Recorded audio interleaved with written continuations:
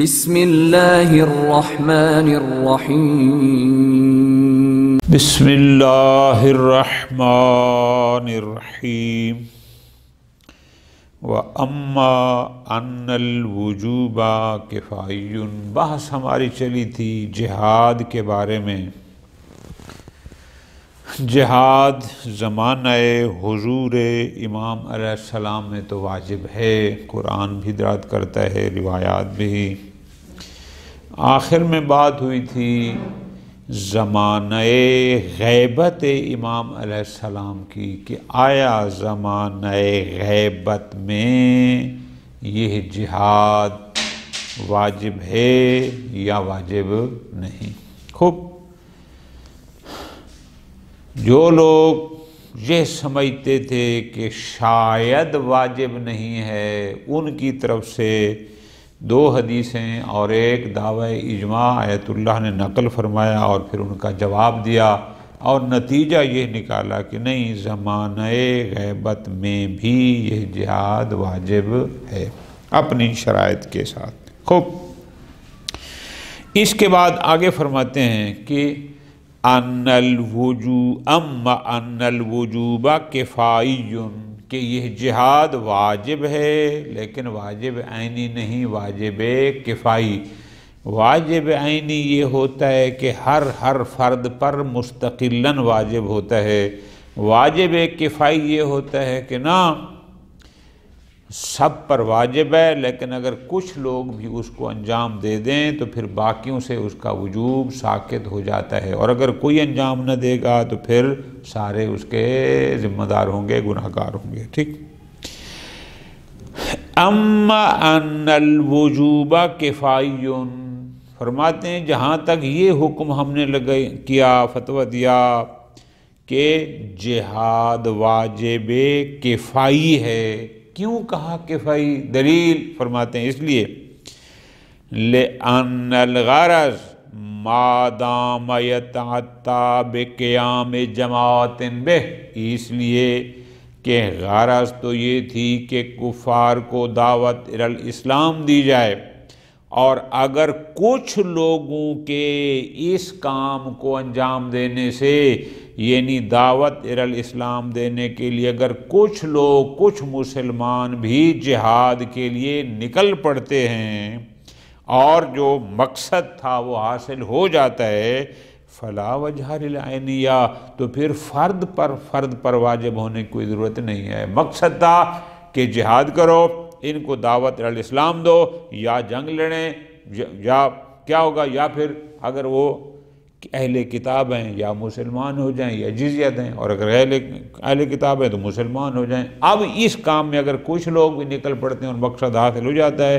تو یہی واجب کفائی ہے، پھر واجب عینی ہونے کوئی مطلب نہیں ہے۔ ہاں اجل اِنْدَ عَدَمِ قِيَامِ مَنْ بِهِ الْكِفَایَہ، لیکن جتنے لوگ اس کام کے لیے چاہیے اگر اتنے نہ ہوں، جو ہیں وہ کفایت نہیں کرتے، یسیر عینیًا، پھر یہ واجب عینی ہوگا، پھر ہر فرد پر واجب ہو جائے گا۔ ٹھیک ہو گیا، ختم۔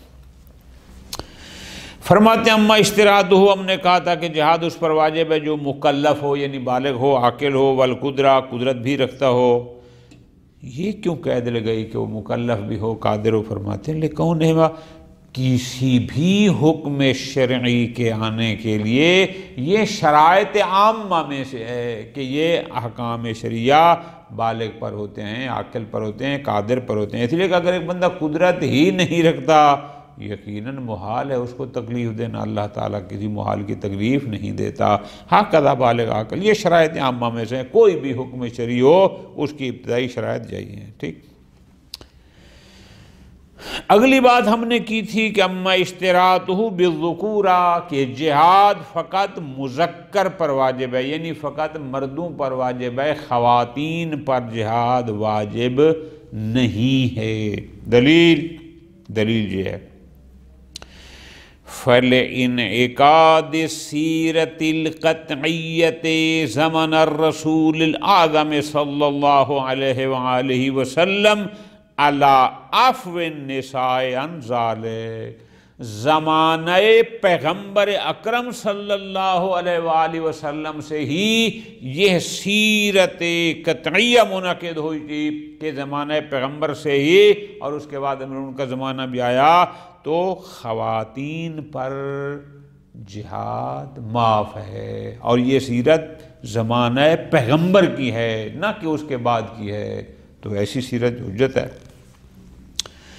فرماتے ہیں الا ان بالامکان استفادۃ ذالک من بعض الروایات الخاصہ، ایک نمبر دو، اور پھر اس بارے میں روایات بھی موجود ہیں جو روایات کہتی ہیں کہ عورت پر جہاد خاتون پر واجب نہیں ہے، ان کو معاف ہے، ٹھیک ہو گیا جی، لہٰذا یہ بھی کوئی مشکل نہیں۔ اما وجوب الدفاع فی الحالۃ متقدمہ، ہم نے کہا تھا کہ اگر کفار ریاست اسلامی پر مسلمانوں پر حملہ کر دیں اور ایسا حملہ ہو کہ جس سے خطرہ ہو، خوف ہو بیضۂ مرکز اسلام پر کہ اسلامی ریاست ختم ہو جائے گی، مسلمان ختم ہو جائیں گی، تو پھر دفاع میں نکلنا واجب ہے۔ دلیل فرماتے ہیں فلضرورت وجوب الحفاظ علی بیضۃ الاسلام علی الجمیع، اس لیے کہ ملت اسلامیہ کی حفاظت کرنا، مرکز اسلام کی حفاظت کرنا، ریاست اسلامی کی حفاظت کرنا تمام مسلمانوں پر واجب ہے، مال قدرت ہے، اگر ان کے پاس قدرت ہو، ٹھیک ہو جی، قدرت بہرحال شرط ہے۔ آگے ایک جملہ نے فرمایا تھا کہ لزوم ذالک علی المسلم فی ارض المسلمین فی ارض المشرکین، کہ اگر ایک شخص ارض مشرکین میں رہتا ہے، یعنی مملکت اسلامی میں نہیں رہتا، مملکت کفر میں رہتا ہے، تو اس پر بھی دفاع واجب ہے۔ کیوں؟ لوجوب الحفاظ علی النفس من الہلاک، اس لیے کہ اپنے آپ کو ہلاکت سے بچانا واجب ہے۔ بے شک یہ کفار و مشرکین کی مملکت میں رہتے ہیں، لیکن اگر وہ حملہ کریں گے تو اپنا دفاع واجب ہے۔ کیوں؟ اس لیے کہ قرآن یہی فرما رہا ہے۔ قرآن کیا فرماتا ہے؟ وَلَا تُلْقُوا بِأَيْدِيكُمْ إِلَى التَّهْلُكَةِ، یہ ایک حصہ ہے، پوری آیت مجیدہ یہ ہے، سورہ بقرہ آیت نمبر 195۔ وَأَنفِقُوا فِي سَبِيلِ اللَّهِ وَلَا تُلْقُوا بِأَيْدِيكُمْ إِلَى التَّهْلُكَةِ وَأَحْسِنُوا إِنَّ اللَّهَ يُحِبُّ الْمُحْسِنِينَ، یہ آیت مجیدہ ہے کہ اپنے آپ کو ہلاکت میں ڈالو۔ ایک نمبر دو، مضافن الی دلالت صحیحہ، پھر ہمارے پاس دلالت قرآن بھی ہے، دلالت حدیث بھی ہے۔ حدیث کیا؟ حدیث صحیح ہے طلحہ بن زید عن ابی عبداللہ امام جعفر صادق علیہ السلام سے، وہ یہ ہے، وہ کہتا ہے سالتہ عن رجل، میں نے امام جعفر صادق علیہ السلام سے سوال کیا کہ ایک شخص کے بارے میں داخل ارض الحرب، کہ جو بندہ کفار حربی کے علاقے میں، زمین میں وہاں پر داخل ہوا، یا وہاں جنگ تھی، بے امان، البتہ یہ امن و امان سے تھا، اس کو مسئلہ تھا، وہ اس علاقے میں جا کے داخل ہو گیا۔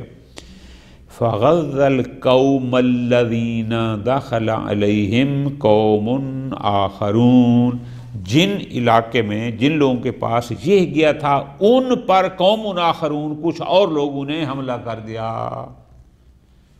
قال، فرمایا علی المسلم ان یمنع نفسہ، مسلمان پر واجب ہے، لازم ہے کہ وہ امتناع کرے، یعنی اپنے آپ کو بچائے، ویقاتل، اور ان کفار حربی سے، کفار مشرکین سے مقاتلہ کرے، جنگ کرے، عن حکم اللہ، حکم الہی کے بارے میں، اور عن حکم رسول۔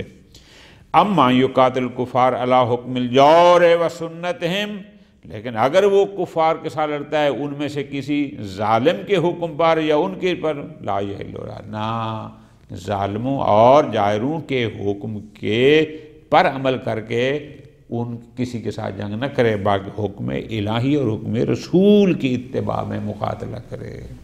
ٹھیک ہو گیا؟ خوب، تو پس یہ حدیث ہی واضح ہے کہ بے شک انہوں نے حملہ کر دیا تو اس پر لازم ہے کہ اپنے آپ کو، اپنی جان کو بچائے، محفوظ کرے۔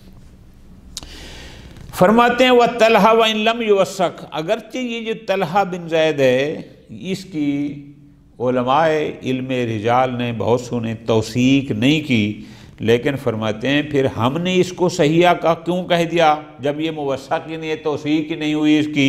ہم نے اس لیے کہا ہے کہ یکفی للاعتماد انہ یکفی للاعتماد علی روایات ہی، کہ طلحہ بن زیاد کی روایات پر اعتماد کرنے کے لیے اتنا کافی ہے کہ تعبیر شیخ عن کتاب ہی بکونہ معتمدا، کہ شیخ طوسی جیسی شخصیت نے فرما دیا ہے کہ یہ بندہ قابل اعتماد ہے، بس ہمارے لیے کافی ہے۔ ٹھیک ہو گیا جی، ختم۔ اگلی بات ہم نے یہ کی تھی کہ اگر دو مسلمان آپس میں لڑ پڑیں تو ہم نے کہا تھا پہلے مرحلے پر ان کے درمیان صلح کراؤ، اگر نہیں تو پھر جس نے زیادتی کی ہو، جو باغی ہو، اس کے خلاف دوسرے کا ساتھ دو۔ اس کی دلیل وَأَمَّا حُكْمُ الطَّائِفَتَيْنِ الْمُقْتَتِلَتَيْنِ مِنَ الْمُسْلِمِينَ، کہ اگر مسلمانوں کے دو گروہ ہیں اور وہ آپس میں لڑ رہے ہیں تو ہم نے کہا تھا پہلے ان کے درمیان اصلاح، اس کے بعد اگلا مرحلہ ہے پھر جس کی زیادتی ہے اس کے خلاف۔ دلیل فرماتے ہیں قرآن مجید کی یہ آیت مجید ہے۔ خوب، کون سی آیت مجیدہ ہے؟ سورہ حجرات کی یہ آیت ہے، سورہ حجرات آیت نمبر 9۔ وَإِن طَائِفَتَانِ مِنَ الْمُؤْمِنِينَ اقْتَتَلُوا فَاصْلِحُوا بَيْنَهُمَا فَإِن بَغَتْ إِحْدَاهُمَا عَلَى الْأُخْرَى فَقَاتِلُوا الَّتِي تَبْغِي حَتَّى تَفِيَّ إِلَى أَمْرِ اللَّهِ فَإِن فَاءَتْ فَاصْلِحُوا بَيْنَهُمَا بِالْعَدْلِ وَاقْسِطُوا إِنَّ اللَّهَ يُحِبُّ الْمُقْسِطِينَ۔ یہ پوری آیت مجید ہے۔ اب اس میں واضح فرمان ہے کہ پہلے مرحلے میں کیا ہے؟ فَاصْلِحُوا بَيْنَهُمَا، کہ ان کے درمیان مصالحت کراؤ، اور آگے کیا ہے؟ فَإِن بَغَتْ إِحْدَاهُمَا، اگر ان میں سے ایک نے دوسرے پر زیادتی کی ہے تو جس نے زیادتی کی ہے پھر تم اس کے ساتھ مقاتلہ کرو حتیٰ کہ وہ حکم خلا کی طرف رجوع کرے۔ دلیل ہمارے پاس موجود ہے۔ اما حرمت القتال فی الاشہر الحرم، گزارش کی تھی کہ 4 مہینے ہیں کہ جن میں جنگ حرام ہے، ذی الحج، محرم اور رجب۔ دلیل قرآن مجید کی آیت ہے کہ یسألونک عن الشہر الحرام قتال فیہ، ان کو کہہ دے میرا پیغمبر قل قتال فیہ کبیر، کہ ان میں جنگ کرنا گناہ کبیرہ۔ تو پس اس کا مطلب اشہر حرم میں جنگ کرنا کسی بھی صورت جائز نہیں۔ ٹھیک ہو گیا جی، خوب۔ وَأَمَّا جَوَازُهُ مَعَ بَدْءِ الْخَصْمِ، اگلی بات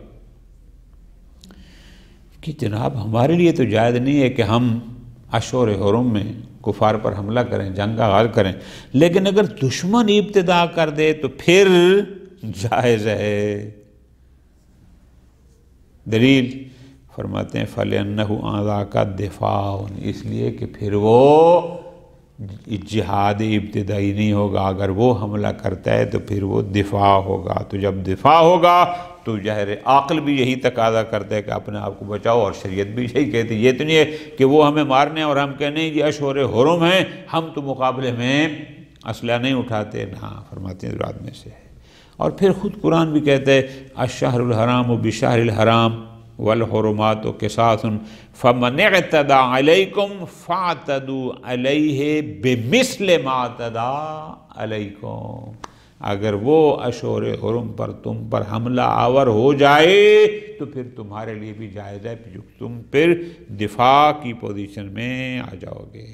ٹھیک ہو گیا۔ وَأَمَّا حُرْمَتُهُ عِنْدَ الْحَرَمِ إِلَّا مَعَ الْبَدَا، ہم نے کہا تھا کہ حرم میں یعنی حدود حرم، جو مکہ یہ بیت اللہ کا علاقہ ہے جس کے ایریا ہے تقریباً، اس کا خاص حدود حرم جو کہلاتی ہے۔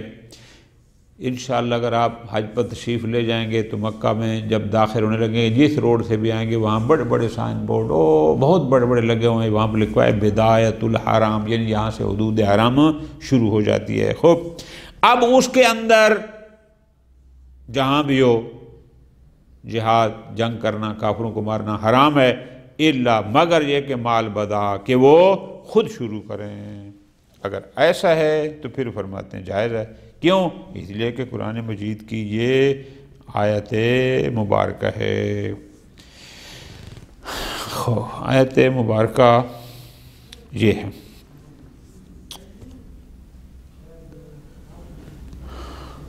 سورہ بقرہ آیت نمبر 191. وَاقْتُلُوهُمْ حَيْثُ ثَقِفْتُمُوهُمْ وَأَخْرِجُوهُمْ مِنْ حَيْثُ أَخْرَجُوكُمْ وَالْفِتْنَةُ أَشَدُّ مِنَ الْقَاتِلِ وَلَا تُقَاتِلُوهُمْ عِنْدَ الْمَسْجِدِ الْحَرَامِ حَتَّى يُقَاتِلُوكُمْ فِيهِ فَإِنْ قَاتَلُوكُمْ فَاقْتُلُوهُمْ كَذَلِكَ جَزَاءُ الْكَافِرِينَ. نص قرآنی موجود ہے کہ اگر وہ تمہارے ساتھ فَإِنْ قَاتَلُوكُمْ فَاقْتُلُوهُمْ كَذَلِكَ بات ختم ہو گئی. فرماتے ہیں بعد ذم عدم القول فی حرمت القتال بین کونہ فی المکان القریب من المسجد الحرام. چونکہ بات حرم کی ہو رہی ہے، اب اس میں یہ فرق نہیں ہے کہ آئے وہ مسجد الحرام کے بیت اللہ کے قریب ہے یا دور ہے، نہ اس کی کوئی حد بندی نہیں ہے. حدود حرم کی بات ہے. جب حدود حرم کی ہے، چاہے وہ مسجد الحرام کے اندر ہو چاہے باہر ہو جہاں بھی ہو، ایسا کوئی ذکر نہیں ہے. ٹھیک ہے جی. مضافاً الی نقطہ الدفاع. اور دوسرا یہ ہے کہ آپ تو ان پر حملہ آور نہیں ہو رہے، وہ اس حدود میں آپ پر حملہ آور ہو رہے ہیں. جب ہو رہے ہیں پھر آپ پر دفاع واجب ہے، اپنا بچانا واجب ہے، پھر کوئی حرج نہیں، آپ بھی ان کو مار سکتے ہیں. ٹھیک ہو گیا جی، ختم. خوب، اب تھوڑا سا اور پڑھ لیتے ہیں. فرماتے ہیں احکام الجہاد، یا اس کو انشاءاللہ پھر اگلے درس میں ایک ہی درس مکمل کریں گے تاکہ یہ پھر آسان ہو جائے. وصلی اللہ علی محمد وآل محمد.